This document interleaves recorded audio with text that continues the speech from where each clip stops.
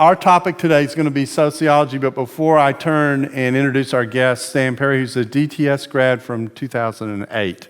I've got a few Hendricks Center announcements as well. You know, a chapel service isn't worth anything without a few announcements. So let me invite you after this chapel to a brown bag that we are hosting from the center that is about pursuing a non-ministry PhD, and you're going to hear Sam's story, and I think it opens up paths for potential ministry and calling that initially you might go, well, how does that fit into seminary? And then you go, well, maybe that does make some sense. So that's afterwards that's in the Campbell Academic Center, room 110 from 11:30 to 12:30, and a little incentive, there's a free lunch. So anything with free in it is always good. And then the next thing is Monday, we are hosting one of our webinars, our Faith Work webinars. Christina Crenshaw runs these for us, and this topic is Faith, Work, and Giving with David Wills and Susan Womack, and it runs for about an hour. It's noon next Monday. There's a QR code there if you want to sign up and register. You can also register at that bit.ly DTS give, which makes no sense whatsoever, but it's a wonderful way to get in and register for the podcast. Third thing that I want to announce is in August we're doing our Convergence Conference. This is with the Christian Medical and Dental Association, and and the topic is critical conversations on mental health. The way in which particularly the last several years have proved to be particularly disruptive to people in many ways. And this is a conference that the convergence is between the medical community and theology, and putting those two together to think about kind of holistic care. So that is going to be in August, 4th and 5th. The conference is here, and it's also another bit.ly. Convergence 23 is how to register for that if you don't want to use the QR code. And then my last announcement is just to stress the opportunity there exists at the Hendricks Center for internships with the center of various sorts. You can concentrate on how events get done, like we put on, there's a cultural engagement slot, there's a slot with Bill Hendricks on leadership and giftedness. So you learn about shaping compassionate, courageous leaders, and content creation, transformation processes, staff development, etc. So if you're interested in internship with us, we would love to have you intern with us, and you can join us on the journey of what we call riding the wave. So I know, an old surfing illustration, but give me a break. So let's turn our attention to our topic, which is sociology. Let me introduce our guest, Sam Perry. I've been wanting to do this chapel for a long time. We finally got it worked out. So he's professor of sociology at the University of Oklahoma, and in honor of that, I'm wearing Boomer Sooner red. Some people think this is Georgia, but no, this is in honor of the University of Oklahoma. If you're an Oklahoma State graduate, I'm not apologizing, okay? So, son of a Dallas Seminary grad, Dr. Perry graduated in 2008 with his THM in New Testament studies, so, you know, he knows Jesus, that's good. And that year, he also received the W.H. Griffith Thomas Award, and he went on to receive his PhD in sociology from the University of Chicago. We're going to hear a little more about this in a minute, 2015. He's an award-winning scholar and teacher among the nation's leading experts on American evangelicalism, politics, race, family, sexual behavior, in addition to over 100 peer-reviewed articles in academic journals. That makes me tired just reading it. You've co-authored or co-authored 4 books, recently taking an award-winning Taking America Back for God and the Flag and the Cross, and you've just finished a 5th book called Religion for Realists, which argues why we all benefit from the scientific study of religion. That's why we're having this conversation. He and his family are covenant members of Providence Road Church in Norman, Oklahoma, where they serve in various capacities. So, Sam, it is a real pleasure to have you with us today. Oh, man, it's a privilege to be back. I feel like I'm with family as my DTS family, and it's awesome to be in a new space. I was in the old dusty chapel, and now this thing is just an amazing piece of work. That's incredible. So let's start. So this is a standard question I often ask someone. So how does a nice guy like you get in a gig like sociology? How do we move from coming to seminary and training in New Testament and being ready to, teach Jesus around the world, which is what generally New Testament people do, and you end up in the world of sociology. Tell us about your journey. Yeah. So seminary for me was an incredibly formative experience. I came into seminary coming from a Reformed background. I'm from a PCA background, so most of the friends that I grew up with ended up going to places like Reformed Theological Seminary or Westminster or Covenant. I had a really strong family connection to the Dallas area and to DTS specifically, but I also was drawn to DTS by its reputation for academic rigor, specifically in the New Testament languages and other languages as well, and so that seemed like the place I wanted to be. And so when I came to DTS, I really had in mind that I would be a pastor, that would be my vocation. I love teaching and I love preparation for sermons, and I was doing a lot of that at the time. And I think during my time at DTS, it became clear to me as I came from a family of pastors. My father-in-law was a pastor, my dad served as a pastor, and I had worked as a pastor in different capacities, that I felt like my calling had changed. I felt like I was more inclined. I discovered a gift for the first time at DTS that I had for research and writing, that I loved it, that I really wanted to dig into things that I was fascinated by, and I wanted to share that through research and writing ministry in that way. And so it became clear towards the end of my time at DTS that I wanted to pursue a PhD and be a professor somewhere. And I actually had some professors from Dallas Seminary, and I was joking with Daryl about this. I was pursuing a New Testament, academic track, and I was talking to various professors at Edinburgh or at Oxford or someplace like that to try to figure out, okay, this is what we do. We go get New Testament PhDs these places. And I had some professors here at DTS sit me down to lunch. It was two of them. And they said, hey, if you're going to do this, don't get a New Testament PhD. They are a dime a dozen. You'll never get a job. What you want to do is you want to go find I told you I'd say this. Yeah, so no problem. This is the truth. So they said, don't get your PhD in New Testament studies. Get your PhD in some kind of a secular social science where you'd actually be able to, I think, do work outside of that context and be able to have a chance to maybe have more opportunities to do the kind of work that you're doing. And that didn't take a lot of arm twisting. I came from a communications and sociology background. I was already interested in asking those questions. I grew up in an interracial family.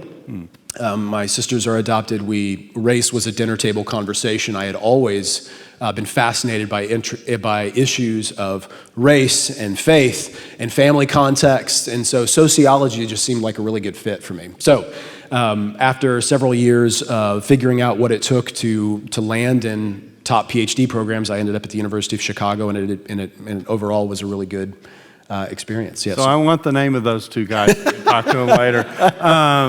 Anyway, I got to see if they still work here. So before I share that, don't want them to get in trouble. Yeah. So you ended up at the University of Chicago, and then you landed in Oklahoma. How'd that happen? I mean, did they just found you or what? So actually, when on the academic job market, it just worked out. Like it ended up applying at a lot of places. Anytime you go on the academic job market as a PhD in any kind of social science or discipline, you just apply broadly. And it came down between Santa Barbara, California, and Norman, Oklahoma, and ended up Norman, Oklahoma was the best kind of context. Man, now that's an interesting choice. We are originally from Texas, and this is where we had family still in this area, and it just ended up being a really good kind of situation for us. And Norman has been a good situation. OU's been a good place to work. And so the next obvious question is why sociology, and what do you think sociology brings to someone who comes at it with both a theological concern and a human concern? Right. So I get that question a lot when I tell people that I have a seminary background and that I'm a sociologist now. And usually there is some kind of implication that like, oh, you're a sociologist, but you have this kind of Christian. When did you lose your faith? And usually it becomes clear like, okay, let's break apart. What do we mean by by sociologist and Christian and how you mean those two terms. Like, if by sociologist you mean like radical leftist Marxists, and by Christian you mean like a radical right-wing culture warrior, I can understand why you would be confused that why could you be a sociologist and still be a Christian. That is not what I think of either sociologist or Christian. Be a Christian in my mind means somebody who has placed their faith in Jesus Christ and committed to follow him in discipleship. To be a sociologist, though, to me means to be interested in issues of social life and to be willing to apply a social scientific method and perspective to understanding issues of how society influences the individual and vice versa. And so in anything, I would hope my Christian faith causes me to be a more rigorous and diligent and perceptive social scientist. I think often of Daniel and Shadrach and Meshach and Abednego. They find themselves in this Babylonian context, and they are required to learn techniques and issues and history and language that is foreign to them. And not only do they do it willingly, but they end up being 10 times better than all of the wise men of that context. And I would hope that's the kind of sociologist a Christian faith would produce, right? Like that kind of background, somebody who is diligent and rigorous and wants to do honest work and ask the right questions. So sociology, I think, is a really valuable tool for people of faith and for the church generally. And I'll just give you a couple of examples of that. So there are all kinds of changes that are taking place in our society. I think we see. Oh, really? Yeah. If you hadn't noticed, and I think a data-driven approach where we go out and gather evidence and we're trying to systematically understand how these processes work, not just necessarily from the spiritual aspect is important, so I'm not trying to minimize that. And so understanding the theology of what is taking place and how to interpret that through a biblical lens is completely right. And so I don't mean to disregard that or minimize that at all. And yet I believe our understanding of that of those events is also informed by a social scientific perspective. So let me give you an example of that. So we find that I think the social sciences, not just sociology, but the social sciences generally, have given us a greater depth of understanding of how things like social group identities are so intricately connected, inextricably in some ways, to our theology and how we make theological decisions. So we might be tempted to say something like, well, no, it all starts with theology and what we believe, and that drives our identity and it drives our faith practice. When in fact we find that there is a circular kind of a relationship there to where our identities, our social group identities, oftentimes end up driving our theological conclusions. If you don't believe me, just wait till election time, right? Wait till there is an important election in this country, and you will suddenly perceive that people can change their theological views to match what they believe is some kind of identity they're trying to defend. Can they not? Right? Like, is that there is some kind of tribal loyalty to a group or an ideological identity or a party, and people are adjusting their theology to fit that. That is something that we can actually document experimentally and through surveys and through various kinds of evidence-based things. It's something that you might just observe casually, or it's something that we can actually demonstrate. I'll give you another example. So we find through a variety of different surveys, and you know this is the case, and you can observe this around you, that secularization is happening in the country in different ways. So we may push back and say, are people really becoming less religious? Aren't people just religious fundamentally? And that's an argument worth having. But to the extent that we can measure those kinds of things, like say through church attendance or people faith in God or identification with the Christian faith or that kind of thing, we see that changing over time. Why is it changing? And why is it changing for different groups and not other groups? Well, there's a story there that is not just about theology, but it is also about very, very clear social mechanisms going on. One of those is population dynamics, the choice that Americans across different faiths, not only if they are progressively religious or if they are conservatively religious or any kind of theology that they possess, Americans are having fewer babies. And that has real consequences for the reproduction of families of faith that fill churches. And so the story of mainline Protestant decline over the last half a century is not just a story of like theological apostasy and liberalization. It is actually a lot of story of population decline that preceded what we're now seeing in evangelical churches as well. back in the 1940s and 50s, mainline Protestants started having a lot fewer babies. They had high education, they had high incomes, and they just didn't have a lot of babies, and so their churches became more and more empty as the generations progressed. And now we are seeing those same things happen with an evangelical context. Part of that may be a theology story, but a lot of that is just kind of social dynamics that we can observe. One more just example of how this is taking place. Oftentimes culture, how we think of culture changing. When we talk about culture changing, oftentimes we take a lens of what we'd call a period effect. Like we look at, okay, it must be something that is going on right now that is changing people's views to embrace some kind of cultural view or to disregard other historically, culturally dominant kind of views.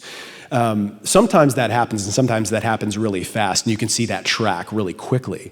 Other times, though, and I would say the majority of times, the story there is actually one of what we'd call cohort replacement, where people don't change their views so much as they age. We think, or that people change their views as they age, or they think that people are changing their views in response to some kind of cultural phenomenon or something that's popular. Oftentimes what is taking place is younger generations are slightly different than the people who are just older than them, who are slightly different from the people who are just older than them. And as those older cohorts of people die off and younger cohorts replace them, what you end up with is a completely different culture. And it's not the result of rapid cultural change, but it is the result of generational change. So how does that help us? Well, knowing all of these things. Well, knowing all of these things, insights into the social sciences, they help us understand, okay, how can we develop more effective ministries and conversation points and even potentially policies to the extent that they can be affected so that we can engage with these challenges and problems in a more intelligent way rather than preaching louder or saying the same thing over and over again that there really isn't addressing the root of the problem, if that makes sense. So I think a social scientific perspective, not just sociology, I'll include political science and psychology and economics as well. But taking a social scientific perspective really does, I think, inform so much of what's going on in a way that doesn't replace theology, but can do so in a way that helps inform and direct our theology and ministry. Okay, well that was helpful. Let me just remind people, look up, if you're looking up at the screen, there's a QR code there. If you want to ask a question, we'll be transitioning to questions in a minute from you all about what Sam is raising. We'd love to do that. So let me dig a little deeper in this direction and talk about, so how does a sociologist do their work? I mean, do they just read a lot, or or I mean, let's talk about how they actually study these dynamics. How does that actually work? Have you ever seen Indiana Jones? I'm just kidding. It's like just traveling around the world and going on adventures and punching Nazis and those guys. It's none of that. It is a lot of reading, but it is also the reason I love being a sociologist, and I try to tell my students this, and my students probably get sick of me saying this. I teach an intro-level sociology course that's to a lot of students. And every day I include something that I love about my job and what I love, and what I love about why I get to do what I do and how much of a privilege it is to do that. But one of the things I love so much about sociology is it is a very eclectic discipline, not just theoretically in the kinds of theories that we apply to understand the world, but also in the methods that we use. And so I use all of them, right? Like, I love that. I am not just somebody who is passing around surveys, though I absolutely do that. But I'm also engaging in, say, experimental designs to be able to determine, what is the cause of some kind of treatment. If I change a condition, if I expose a group of people to some kind of situation or vignette or some kind of an idea, do they change their views? Can I demonstrate causation and how people kind of change in their thoughts and in the way that adjusts their thinking to draw conclusions. So I'll go, we do survey experiments. We do experiments. We do survey designs. We also, if you're inclined to do more kind of what we call qualitative work, a lot of my first few books were based on interview data. So my first book, my dissertation at the University of Chicago, I came from an interracial family, and my two sisters are African-American adopted back in the 1980s. And this was when that was a rare occurrence, evangelical families adopting children. Within the last 20 years, that has become something that is more common and something that we are seeing a lot. And so what I wanted to do is I wanted to understand the evangelical orphan care movement, the adoption movement.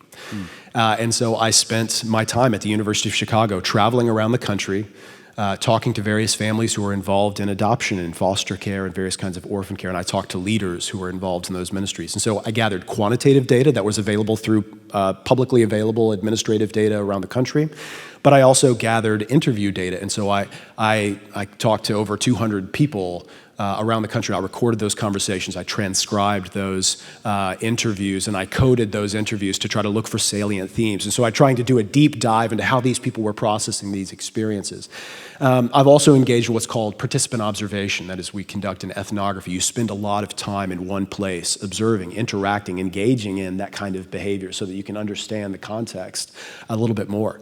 There are all different ways to do this. That neither one of those is like the best sociology. Like the best kind of sociology is the one that gathers any kind of available data that is appropriate to understand that phenomenon. And does so in a systematic and rigorous and defensible kind of way. And so I really do think sociology is a fun discipline that way, because we just pull from every other kind of discipline and apply the methods that are most appropriate to solving those kinds of research problems. So let's talk about surveying for a second, because I think that this is actually interesting, and I actually think that there's eventually a spillover effect that some of this could actually be applied to churches in a way that could be helpful to them. I'm going to simplify this, and I'm going to speak as a layperson. So there's quantitative and qualitative work. One of the interesting things is people will go, well, the sample size is only like, say, 1,000 people or whatever. How in the world can we think that that represents what's going on in the larger population? That kind of a question. So talk about the difference between quantitative and qualitative surveys and that feature of how large of a survey is enough to get a handle on what's going on. Right. So those, with survey design, those are all kind of mathematically justifiable kinds of questions. And so what you want to do in a survey is you're trying to go for something that is representative of the population. So you want to go for a random sample to where you are trying to find a way, and it's more difficult to do this as people just don't answer their phone, and you don't go to people's houses anymore and knock on their doors and ask them to fill out surveys. So this has become more of a challenge for places like Gallup and Pew and the General Social Survey, and places that do that kind of survey work, YouGov. They found ways around it, but what you want to do is you want to have a large enough sample to where you can justifully apply something called the central limit theorem, which is when you have a large enough sample that is randomly sampled, you can actually theoretically, you can mathematically draw conclusions from that sample and extend it to the broader population. That's what Barna does, that's what Pew does, that's what Gallup does, and that's what we all do in our surveys. So when you have 1,000 people, that's actually a pretty, depending on what you're trying to get at, it's probably a pretty decent sample size that we can draw meaningful conclusions from about the overall population, assuming it was sampled in the right way, assuming it was done the right way. That's different from qualitative work, though. So when I do qualitative work and I'm just interviewing, say, 50 people who have experience with various, I'm not trying to go for representativeness, because I'm not trying to say this is the experience of all people everywhere under these contexts. What I'm trying to do is I'm trying to get a deeper understanding of how people think through the experience of, say, adoption. One of my books was about, my second book was about how conservative Christians process their own pornography use, or the struggle with watching pornography and trying to navigate the social isolation or the guilt or the shame or the experience that they have with kind of dealing with something that they hate that they do. And so what I did is I gathered a lot of quantitative data, but I also gathered a lot of qualitative data, and I talked to hundreds of people who were going through their own struggles with pornography, men and women. And so I can't from those interviews say that this is the experience everywhere, but I can take those quotes and take those things that I saw and say, you know what, this was a common occurrence with the people that I talked to. This is something that they often say that they struggled with, and I can show how that is a consistent theme. And so I'm not going for representativeness, but I'm going for depth of understanding in that context. And again, that is a valuable tool if we want to understand what people are going through in church, and in the context that we all deal with, people struggling with pornography and dealing with that kind of conflict morally. And this was, it had tremendous consequences, because what I was demonstrating there, both in the quantitative data in that book, this is a book called Addicted to Lust, both in the quantitative data and in that qualitative data, what I found was, as people process this kind of shame and isolation that they feel from struggling with pornography, it actually caused them, and they explained this, they said this over and over again, that they stopped going to church because of that guilt, that they stopped picking up the Bible because of that guilt. They wanted to stop praying because of that guilt. So it wasn't something that was causing them to run to God for forgiveness. It was something that was actually driving them from that because there was no real way to process that socially. They still felt ashamed. They still felt judged. And so that became an opportunity for, I think, ministry intervention to say, how can we deal with this in a more proactive and productive kind of way? Because this is a consequence of something that a lot of people are experiencing. And so hopefully, in that example, sociology being used to provide some information that could be directly applicable to what we're dealing with in ministry. Okay, so this will be my last question, then we'll go to the questions, and it's this.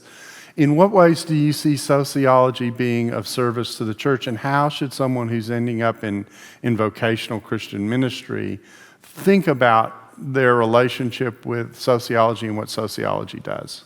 Right. So there is a challenge in all of the information that we can see. There's I am not the only person putting out information about religion and faith and American Christianity and the things people are doing. And so all of that information has to be processed with discernment now more than ever, in fact, right? We find ourselves in information silos and where you have entire kind of organizations or groups that are almost building a brand with the kind of, not almost, absolutely, building a brand with the kind of information that they put out that it will be consistent, not because it is factually accurate or systematically gathered or rigorously analyzed, but it's because it serves a certain niche of, say, people who want to consume that kind of information. So I think that it behooves church leaders to be not only discerning in the kind of information they gather, but to gather widely, to compare, to be able to look at those, and to find people that you trust who are putting out good information. One of the challenges is sociology tends to be, and sociologists, I mean, you can see this in surveys, I've seen it in my own data, sociologists do tend to be a secular bunch. Or hadn't you noticed, right? If you've ever been to a sociology class, I dropped my first sociology class in undergrad because the professor really was hostile. He really was antagonistic. I mean, he looked like if you Google Karl Marx right now, that is the picture. It is the picture of the guy that I took that class from. And after a week, I said, this guy hates me. All he talks about is. Now, this isn't social science. This isn't something that I find helpful.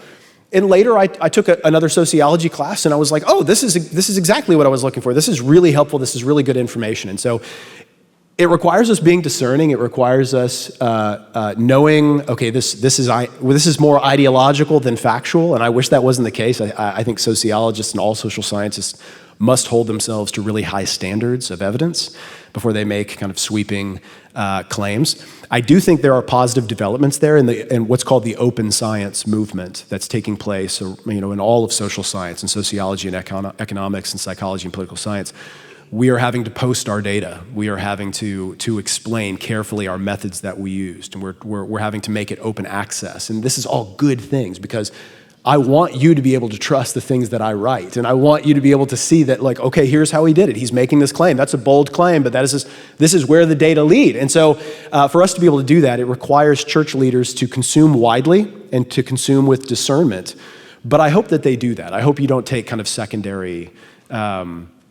You are educated enough now, I think, to dig into a little bit more of the meat of what is put out there in terms of the kind of research that is being done. It doesn't have to be just kind of hyperlinks to a popular news article that you saw in kind of mainstream sources. You can actually follow that study and use it with discernment. And I think more than anything, I would love it if that's the kind of equipping that sociology could provide, is how to read those kinds of studies intelligently with discernment to say, nah, that's junk science, that's not good. Or to say, no, that actually seems defensible and that has been replicated in various studies. That's another important thing. Is this a consistent finding that a lot of people are showing? Something that we in social sciences do, something called a meta-analysis, where we do this larger aggregate study of all the studies that have been done. I think those are really trustworthy and important. And so hopefully, the social sciences can provide the tools to be able to evaluate the kind of data that are out there and evidence. So I'm sitting here looking at 17 questions with 11 minutes left. So you've obviously scratched a lot of interest. I'm just going to take them in the order in which they've They've come, and I apologize that if your question doesn't get asked, but there is the brown bag afterwards where there's an opportunity perhaps to follow up. So I'm going to start with the first question that was sent to me. Given your background of growing up in a racially diverse family, how do you academically approach the current mood regarding racial equality as a white male? Oh man, that's a great one. It is one of my favorite topics to talk about. I teach a course at the University of Oklahoma. I just recently handed it off. For years I have taught the course on racial and ethnic minority groups and race at the University of Oklahoma. I now incorporate that into a larger class that I teach called Social Problems. It is something that drew me to sociology as a subfield, and it is something that I'm deeply passionate about. And something that I think is something that the American church has to come to grips with is how deeply, I'll explain this word, how deeply racialized American Christianity is historically and has been and still is. The ways that we experience faith, our own faith identity, and certainly our own patterns of worship and the places that we worship and the decisions that we make about who to worship with are shaped by our racial backgrounds and our racial experiences and our racial attitudes. Some of those implicit, not things that we would ever say out loud, but some of those things that I just kind of think in the back of my mind. That is something that actually takes proactive engagement. It's not something that we can just take, hey, it'll all work itself out if we just love each other and, hey, let's just stop talking about this, right? Like I don't think that's an effective way to solve this problem, right? If we just kind of ignore it. Certainly, we need to be united around our common identity in Christ. That is value one. I get that. And I absolutely believe, okay, well, that's how we need to kind of process through. But at the same time, honest conversations need to be had. We need to believe one another. We need to, when my African-American, one of the most impactful kind of classes I'd ever been able to teach was not in sociology class, but we had this, I was at the University of Chicago in this church in the south side of Chicago. It's the most diverse church I've ever been a part of because the south side of Chicago is very diverse. And it was a class in which we had conversations with one another, this diverse group, where we listened to one another about the experiences that we had, and to see the eyes of my fellow Anglo-Protestant PCA churchgoers in this church as people of color, as African Americans in that church, talked about their experiences with the police, to talk about their experiences in various institutions, to relay example after example after example after example of what they had seen. And it's like it was in a completely different world, right? Like their eyes have been opened, like, oh, you weren't lying, you weren't exaggerating. This is a thing that happens, right? So those are honest conversations that we need to have. And I think sociology, the social sciences, knowing that those things are a reality, and as we listen to each other, I think can inform, okay, how do we engage this better as communities of faith? Not in ways that we just kind of say, get over it, let's put that behind us, let's focus on growing our church bigger. But rather we have honest conversations about like, how do we solve these issues together, believing one another and holding each other's best in mind. Okay, the next one is, have you experienced appreciation from your colleagues for your perspective? Have you been, how about marginalization for your perspective? Have you been marginalized because you have the background that you do when you bring to the discipline? Yeah, so I'll go directly to Daniel chapter 1, right? Like your goal is to be so good that it doesn't matter. Like that, I don't say that with any kind of like cockiness. I mean, that's the goal. I'm not saying I am that. I'm saying that like your goal will be to do your work so well, right? Like if say you want to pursue the route I did, right? Like you want to get into a political science or a psych or a sociology or some kind of program. You don't have to bury that. Like I have DTS on my CV, right? You can see it right now, right? Like I've never hid that. I am open about my faith identity. I'm open about the things that I study. And yet, my goal has been, I want to do work that is so good. I want to do so much of it. I want to be so diligent about my studies that anybody who wants to come after me, right, either has to make that up, right? Like I want it to be like Daniel, right? I want it to be like we could neither find negligence nor dishonesty in his work, right? Like I want to do my work so well that if they wanted to come against me because I am a person of faith, it would be obvious that they were making it up. It would be obvious that it was unfounded, right? And which is not to say I'm inviting that. I don't provoke that. I'm not like, I assure you, I want to be a good colleague. Like I want to be somebody who is gracious and generous and helpful, a good servant, a good neighbor to my colleagues. So I'm not provocative in that kind of way, like come and get me. Like I'm not at all. I want to be the kind of colleague, and we should. I mean, of course, Christians should be the kind of colleagues in those environments and those contributors that are helpful in providing useful information. But if that ever happens, I want to be so above reproach in the way that I've done things that I feel satisfied that I have not done anything wrong, but also that even secular people would come alongside and say that you have no reason to poke at this guy, right? Like that is not a legitimate gripe to do. So I have not felt marginalized. If it has been, it's been behind my back. It's never come out to my face. Yeah. Interesting. Next question. Is the topic of AI, artificial intelligence, beginning to find interest in sociological literature? And if so, how is it being addressed? Oh, that's great. So sociology as a discipline, I think, is moving towards more computational, like we would say, like more computational social science, which is a great thing. I mean, obviously the data are out there. It has become more difficult to gather data on that, and I think AI is this brand new kind of thing we're all trying to scramble to match. I think if I'm getting most of the conversations about Chat GPT, it's about like our students cheating. It is not mostly like how do we leverage this, but I think those conversations are coming. Conferences are happening to where like we're thinking about, okay, what does this mean for how we gather data and how we evaluate that data? One of the miracles of, and I'll just say something positive about Chat GPT and those kinds of tools. And I see John over here, who's a master coder, computer programmer, and somebody who has that gift and that training. I don't have that gift or that training, but if I want to look for some code, if I need some training on how to be able to develop this kind of web interface or this kind of to code in Python or some kind of like forum that I can able to do this. Like I actually have better tools. It explains to you how to do it, right? Like it's actually a gift. So if you don't feel like you're inclined towards that thing, we're in a new future now where it's not quite like Matrix hook up to your brain, but it is pretty darn close in the kinds of information that you can access quickly to be able to do that. So that's a gift. I'm tempted to ask, do you think you'll be replaced by an artificial intelligence? But I'm going to pass on that question. I'm sure the job will adjust to that. Yeah, for sure. So this is as random as they're coming to me. How will the degradation of sexual ethics in our society today affect the future in coming decades? It seems like things are getting worse. Things are definitely getting different.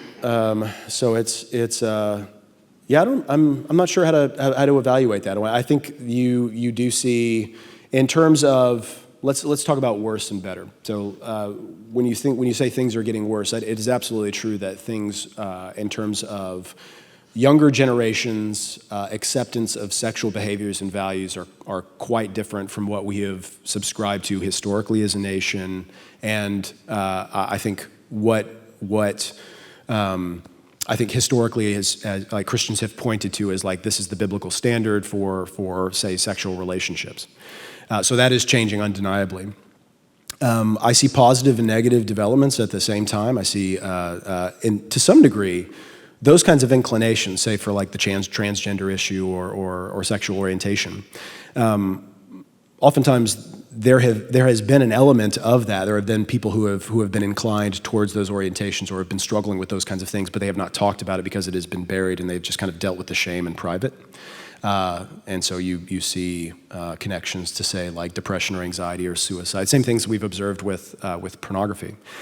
So positive development is that we're having those conversations, is that we're talking about that. And we as churches have to develop ways to like, okay, what does it mean to love? What does it mean to love those men and women, those individuals who are struggling in those kinds of ways? And are feeling like I'm going to be hated. You hate me. You want to take things away from me. You want you want to change me in ways that are not about love, but are about some kind of subscription to a cultural value. And so that's a positive development in the sense that we can talk about that, we can think about new ways to engage those people. Another positive is that it wakes us up to the reality that we are aliens and strangers in this world, does it not? Right? Like this is not Christendom, that this is not this kind of thing that we own, that cultures change. And Christians have always had to adjust to cultural developments in ways that we feel like, okay, what does it mean to live as aliens and sojourners in a world that may not subscribe, and increasingly doesn't subscribe to, say, values and behaviors that you feel like are positive and normal. And at the same time, it's undeniable that, like our society is embracing those values and behaviors. And so I think it just creates new opportunities. I'm an optimistic when it comes to this stuff, guys. Like I'm an optimistic in the sense that like I'm not the gloom and doom, like everything's going to, and I know I'm in the place of premillennial dispensationalism, right? So I recognize like it's all going down, guys. It's all, like it's happening.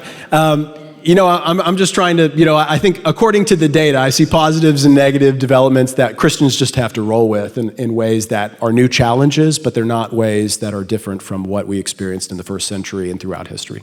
And this is actually one of the reasons why I wanted to do the chapel, is because I think that having churches face realistically what's in front of us is part of being prepared and equipped to do the mission that we've been called to do effectively. The Great Commission doesn't go into the church and make disciples.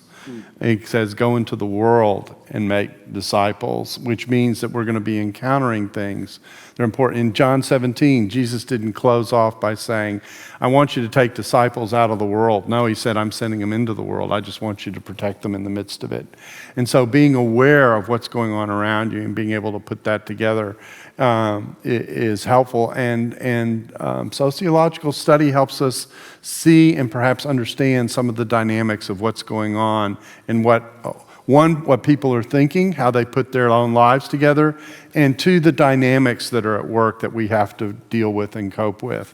So I want to thank you, Sam, for coming in, giving us part of your day to discuss what you do and to just give us a different glimpse. Let me remind you of the brown bag that comes afterwards. I only got through like 6 of the 17, now 20, 25 questions that are on my thing. But we're at brown bag later, right after this in Campbell 110. We hope you'll come. There's lunch there available, and let me close us in a word of prayer. Father, we do thank you for this time, for this glimpse of how the study of people made in your image in a fallen world can help us. Not only help us understand one another, but help us understand what it means to be a loving neighbor, to apply the great commandment to our world where we love you with all our heart, mind, soul, and strength, and as a result, we love our neighbor as ourselves. Help us to do that well. Help us to see the world as it is and to wrestle with how we can be representatives of who you are as aliens and strangers in a strange land, and yet people who want people to experience your goodness and kindness and your grace. And we ask these things in Jesus' name, and we ask for the wisdom that it takes to get there. Amen.